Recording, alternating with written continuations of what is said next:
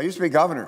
I used to be, I'd say I used to be somebody, but as governor, you had to propose budgets, you had to propose balanced budgets, you had to be able to balance the budget, you had to work with the legislature. I followed Mike Castle as governor, he followed Pete DuPont, and we focused very hard on fiscal responsibility. The 8 years I was governor, we had 8 balanced budgets in a row. 7 years we cut taxes. A couple of years we actually paid down some debt. We ended up with a AAA credit rating for the first time in the history of the state of Delaware. So I feel like I know something about this issue. So do a number of my colleagues. We're having a lot of debate, as we should, over what our spending plan is going to be in this continuing resolution to try to fund the government for whether it be another 2 weeks, another 4 weeks, or another 6 months. That's all well and good. That's important.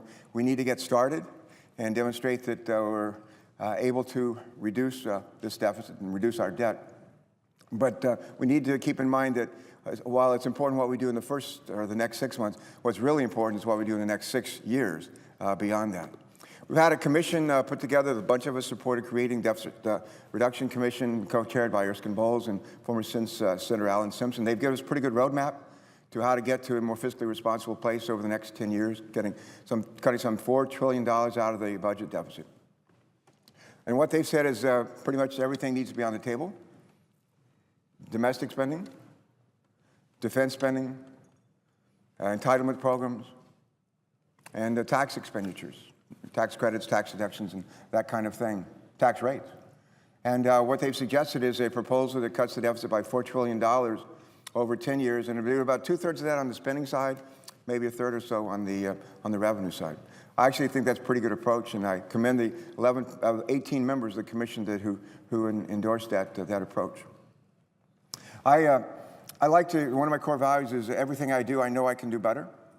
I think the same is true of all my colleagues, and frankly, the same is true of federal programs. And what we need to do is to replace what a lot of people think of. We have here in Washington a culture of spendthrift. We need to replace it with a culture of thrift. We need to look in every nook and cranny of the federal government at all kinds of programs and say, can we get a better result for less money? And just about everything we do, or can we get a better result for at least not spending any more money? And as we do that, partnering with the General Accountability Office, with GAO, with OMB, with all the Inspector Generals, with nonprofit groups like Citizens Against Waste, just all of us be focusing on what can we do to get better results for less money. And that's part of what we need to do long term. We're still going to have a lot of tough decisions, but at the end of the day, we need to, as we save some money, carve out some money, if we have the ability to spend an extra $1 or $2, where should we invest that money? Where should we invest that money in? A guy named John Chambers, who presiding officer knows, some of us met with him earlier today. He's the fellow who's CEO of Cisco, a big successful technology company.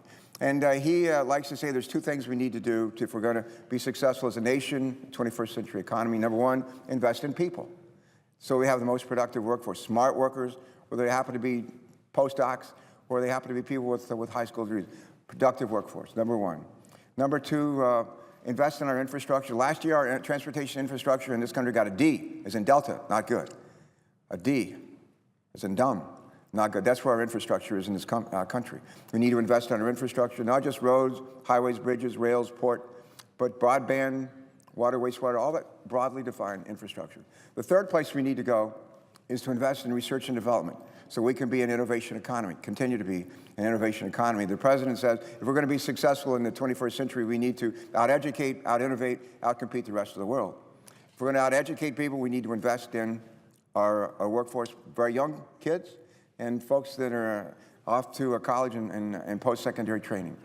The other thing that we need to do is invest in our infrastructure, not just roads, highways, bridges, but infrastructure described broadly.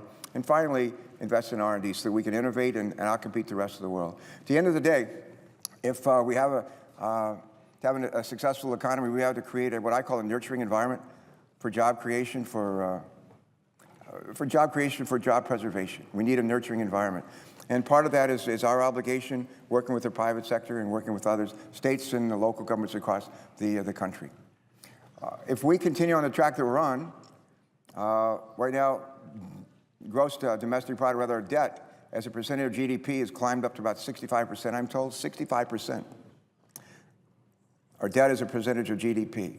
The last time it was that high was the end of World War II. It's the only time it's been that high, 65%. And other countries that are getting that kind of territory, like Greece and Ireland, that's not smart. And they found out the hard way. We need to learn from them. And this is the time to do it. Requires all of us to stand up and do what we know we need to do. Sharing a sacrifice, everything on the table. Let's use the Deficit Commission as a good role model. Ask from the executive branch to provide the leadership that they need to provide.